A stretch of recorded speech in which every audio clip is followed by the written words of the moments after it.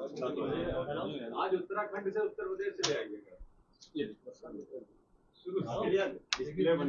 भैया हो गया, चले हाँ भैया, हो गया तो करने दो मेरे भाई।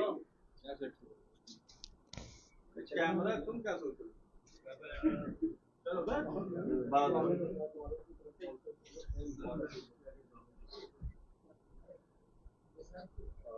हाँ भैया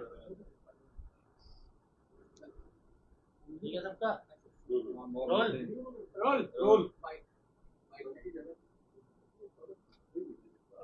सर, मुख्यमंत्री जी का जो बयान अभी सामने आया है, जिसको लेकर उन्होंने ज्ञानवापी मस्जिद के बारे में कहा है, जो ऐतिहासिक गलती हुई है उसको मानना चाहिए, हमने त्रिशूल तो अंदर नहीं रखा, ये सब कैसे है? जिसके पास विजन है वो तो सामने देख सकता है, सब कुछ दिख रहा है। वो कह रहे हैं कि इसको मस्जिद कहेंगे तो विवाद होगा, मस्जिद नहीं है।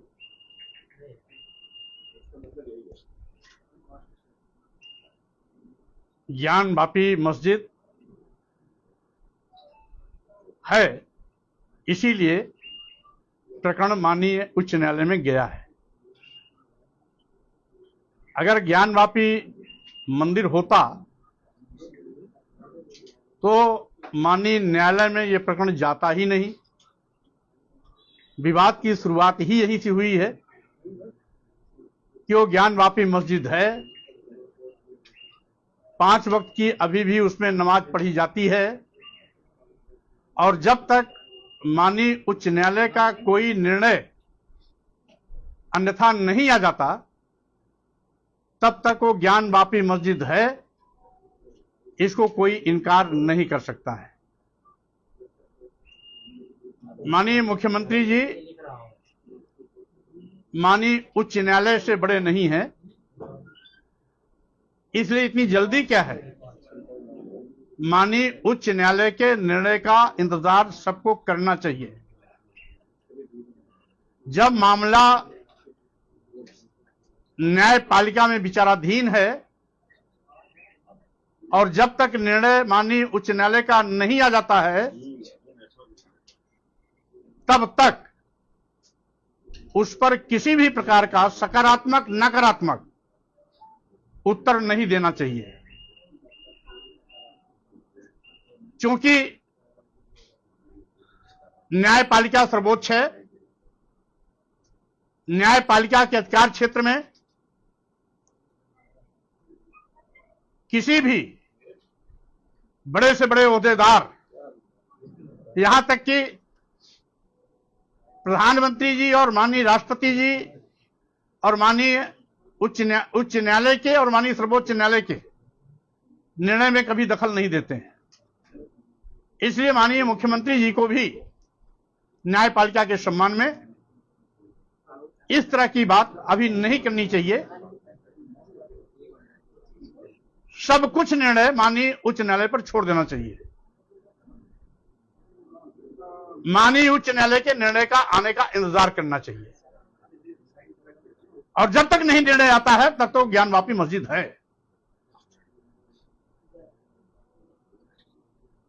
सर, आपने बद्रीनाथ केदारनाथ मंदिर की बात की कि वो पहले बौद्ध मठ थे, उनको तोड़कर मंदिर बनाया गया है। आपने भी सर ऐसी बात कही है, क्या लगता है इसका बहुत ज्यादा प्रभाव पड़ने वाला है चुनाव में?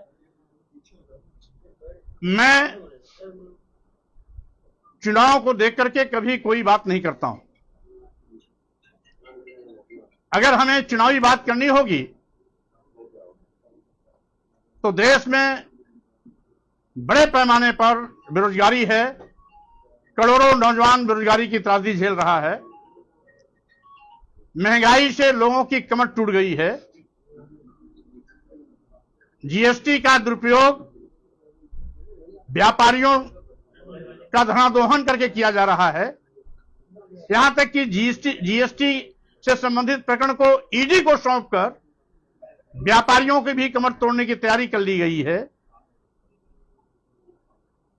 आजादी के बाद भाजपा पहली सरकार है जो राष्ट्रीयकृत संस्थानों, प्रतिष्ठानों, विभागों को बेचने का पाप कर रही है। डबल इंजन की सरकार देश के सभी बंदरगाह बेच दिए, सभी एयरपोर्ट बेच दिए, एयर इंडिया बेच दिया, देश के सभी रेलवे स्टेशन बेच दिए, यहां तक कि कई दर्जन ट्रेनें भी उद्योगपतियों के हवाले कर दिया। LIC जैसी बड़ी संस्था जिसमें लाखों लाख लोग काम करते हैं, उसको भी उद्योगपतियों के हवाले कर दिया। यानी जिन सरकारी विभागों, प्रतिष्ठानों, संस्थानों में नौजवानों को सरकारी नौकरियां मिलने की उम्मीदें थी, भाजपा सरकार ने उनके उम्मीदों का भी कत्लेआम कर दिया। इसलिए जब हम चुनाव में जाएंगे तो भारतीय जनता पार्टी के द्वारा किए गए एक एक पाप को जनता के बीच में उजागर करेंगे। यह तो सामान्य सी बात थी। पत्रकारों ने प्रश्न छेड़ा था, मैंने उसका उत्तर दिया था, और मेरे उत्तर देने के बाद देश भर में तमाम ऐसे यथास्थितवादी लोग जो धर्म की आड़ में इस देश के दलितों, आदिवासियों, पिछड़ों को अपमानित करने का दुस्साहस करते हैं, यहां तक कि देश के राष्ट्रपति माननीय द्रौपदी मुर्मू जी को भी जगन्नाथ दिल्ली मंदिर में घुसने से प्रवेश का मना करके न केवल राष्ट्रपति का अपमान किया, पूरे देश की जनता का अपमान किया, आदिवासियों का अपमान किया, दलितों का अपमान किया, पिछड़ों का अपमान किया। इसके पहले भी तत्कालीन राष्ट्रपति रामनाथ कोविंद जी को ब्रह्मा के मंदिर पुष्कर राजस्थान में अंदर जाने से रोक दिया था। उनको भी बैरंग सीढ़ी पर से माथा नवा के लौटना पड़ा था। क्या यह आदिवासियों, दलितों का अपमान धर्म के ठेकेदारों को दिखाई नहीं पड़ रहा है? यही नहीं, उत्तर प्रदेश में भी 2017 में मुख्यमंत्री के रूप में अखिलेश यादव जी ने जब कालिदास मार्ग को छोड़ा, यही भाजपा के लोगों ने पहले उसे गोमूत्र से धोया, उसके बाद गंगाजल से धोया। क्या अखिलेश यादव जी इंसान नहीं है? उनको पूजा करने का हक नहीं है? क्या राष्ट्रपति रामनाथ कोविंद जी राष्ट्रपति होने के बावजूद भी भारतीय जनता पार्टी के लिए अस्पृश्य हैं? क्या राष्ट्रपति होने के बावजूद भी द्रौपदी मुर्मू जी इस योग्य नहीं है तो मंदिर में जा सकती हैं? इसका मतलब है धर्म के ठेकेदारों ने दलितों, आदिवासियों, पिछड़ों को समय समय पर जिस तरीके से अपमानित किया है, लगता है हिंदू धर्म दलितों, आदिवासियों, पिछड़ों के लिए नहीं बनाया गया, यह केवल एक वर्ग जात के लिए बनाया गया है। और वही जाति वर्ग के लोग जब जिसको चाहते हैं मंदिर में जाने देते हैं, और जब जिसको चाहते हैं मंदिर में प्रवेश से मना कर देते हैं। यानी यह एक वर्ग विशेष का धर्म है। अगर आदिवासियों का धर्म होता, दलितों का धर्म होता, पिछड़ों का धर्म होता, तो शायद यह महामहिम राष्ट्रपति द्रौपदी मुर्मू जी के अपमानित करने का दुस्साहस नहीं करते, तत्कालीन महामहिम राष्ट्रपति रामनाथ कोविंद जी को अपमानित करने का दुस्साहस नहीं करते, अखिलेश यादव जी के कालिदास मार्ग खाली करने पर गोमूत्र और गंगाजल से धो करके अखिलेश यादव और पूरे दलितों, आदिवासियों, पिछड़ों को अपमानित करने का पाप नहीं करते, तो स्वाभाविक रूप से यह धर्म के हितैषी नहीं है, यह धर्म के दुश्मन है। और जिसके नाते बारी बारी से सबको अपमानित कर एक एक को धर्म के बाहर का रास्ता दिखाने का घिनौना खेल खेल रहे हैं। सर, जो मुहिम आपने शुरू की है, तो क्या ऐसा लगता है आपको कि बौद्ध धर्म का पूरा समाज अब आपके साथ, यानी कि समाजवादी पार्टी के साथ आगे रहेगा? जबकि प्रधानमंत्री मोदी कहते हैं कि बौद्ध धर्म हमारा अंग है, उनकी टीचिंग्स पर चलने की बात कहते हैं गौतम भूषण। दुनिया में भारत की पहचान बुद्ध से है, बौद्ध दर्शन से है। इसलिए हमारे देश का कोई भी प्रधानमंत्री या कोई भी राष्ट्राध्यक्ष, राष्ट्रपति देश के बाहर दुनिया के किसी देश में जाता है तो वह बुद्ध का ही हवाला देता है कि हम उस भारत भूमि से आए हैं जहां बुद्ध पैदा हुए थे। इसलिए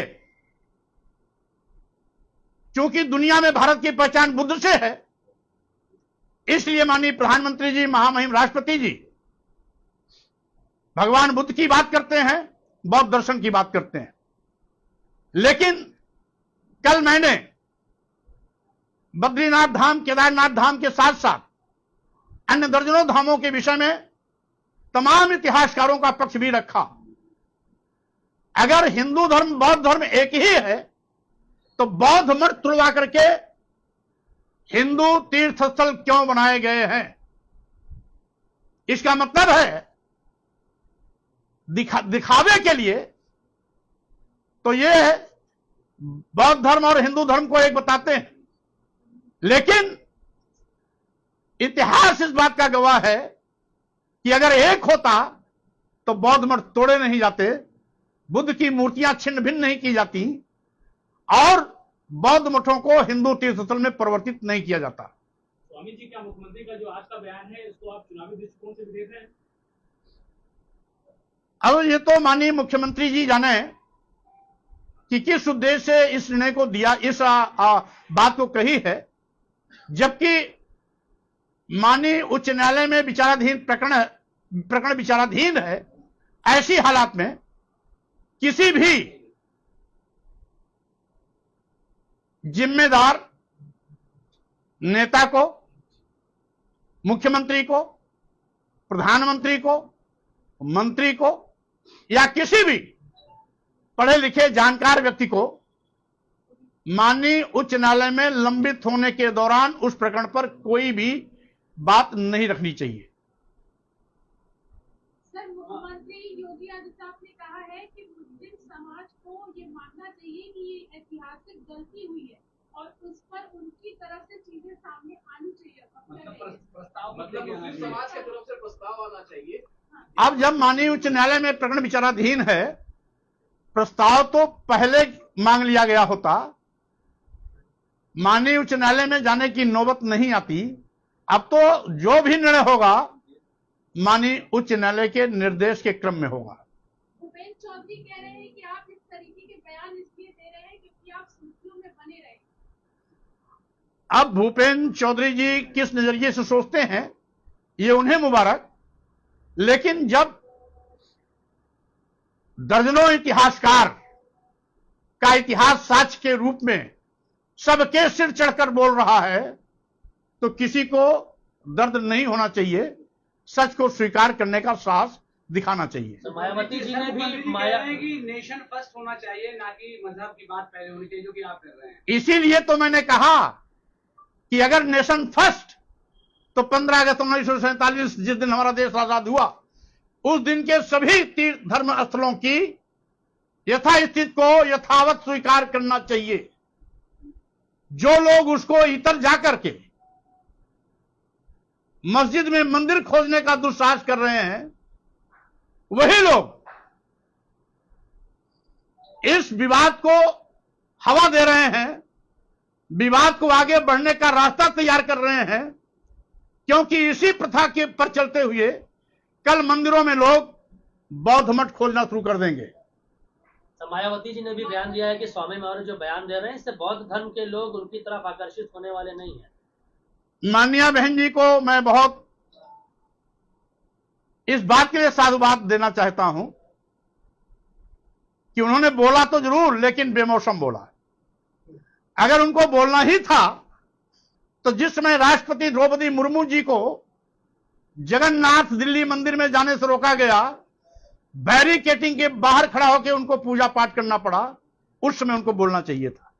अगर माननीय बहन जी को बोलना ही था तो जिस समय तत्कालीन राष्ट्रपति रामनाथ कोविंद जी को ब्रह्मा पुष्कर राजस्थान के मंदिर में अंदर जाने से रोका गया, सीढ़ी पर माथा नवा के उनको वापस लौटना पड़ा, उस समय उनको बोलना चाहिए था। अगर उनको बोलना ही था तो जिस समय आदिवासी पर भारतीय जनता पार्टी के एक कार्यकर्ता ने पेशाब किया, उस समय उनको बोलना चाहिए था। अगर उनको बोलना ही था तो आज मणिपुर जल रहा है, मणिपुर जाकर के वहां लोगों का आंसू पोंछना चाहिए था। लेकिन आज उन्होंने तब बोला जब दर्जनों इतिहासकारों का साक्ष्य मैंने देश की जनता के सामने प्रस्तुत किया है तो अब उनके बोलने का कोई औचित्य नहीं। धन्यवाद। एक सवाल ले लीजिए सर। हाँ दीजिए।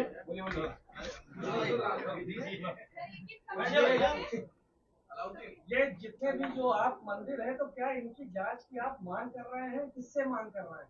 अभी मैं मांग नहीं कर रहा हूं, अभी मस्जिद में मंदिर खोजने वालों को सावधान कर रहा हूं कि नई परिपाटी मत डालिए। 15 अगस्त 1947 के दिन के सभी धार्मिक स्थलों की यथास्थिति को यथावत स्वीकार करिए। देश में अमन चैन बनाए रखिए, भाईचारा बनाए रखिए, आपसी सौहार्द को तोड़ने का पाप मत करिए, देश को बांटने का बीज मत बोइए, देश में शांति बनी रहे। भारतीय संविधान भी यही चाहता है कि सभी धर्म पंथ संप्रदाय समान रूप से मिलजुल कर आगे बढ़ें।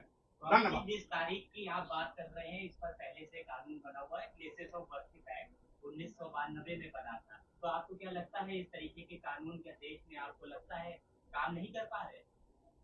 वो चूंकि कानून बना था निष्प्रभावी कर दिया गया। अगर वो कानून होता तो आज ये मुद्दे उठते ही नहीं। जी